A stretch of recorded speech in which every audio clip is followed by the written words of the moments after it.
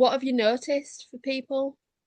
I've noticed that people have become alive. They've become in touch with their own identity of who they are as they've dismantled the mask and realized that, you know, all the things they thought they were or people were giving them compliments on weren't that at all, but they had bought into an identity of the false self Mm, that they have been building to survive. yeah. So that idea of, sort of when I think about a true self and a false self, we think about, oh, when people are talking about being authentic, Yeah, then sometimes being authentic doesn't necessarily mean it's they're being really true to them, but maybe showing up as they think they need to be, sort of thing. Looking absolutely. like they're authentic, but not Absolutely. feeling it.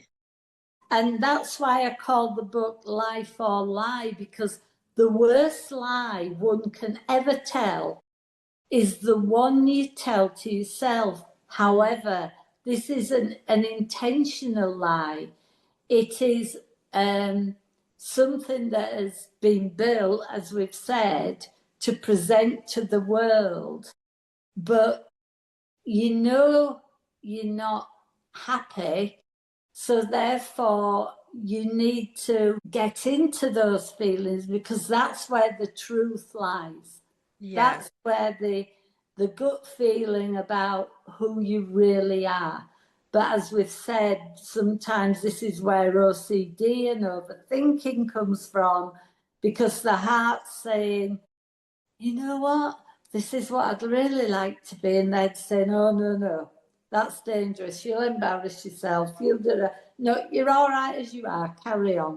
yeah. So we often in our heads, aren't we? Like very Yeah. much in our heads, and actually, like when we lean into our heart, or some people might say, you trust your gut or trust your intuition, then is that because that could be like maybe quite an obvious split, a really kind of distinct split of this is where the thinking is, this is where the feeling is down there. Mm-hmm.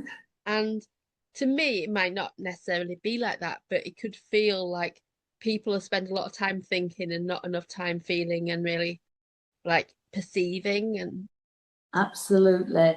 And if you think that feeling is a precursor to evoke an emotion, and the word emotion has motion in it, which means to move, if yeah, we're stagnating and pushing those down, there is no flow, there's no freedom in the life to be who you really are. yeah, yeah.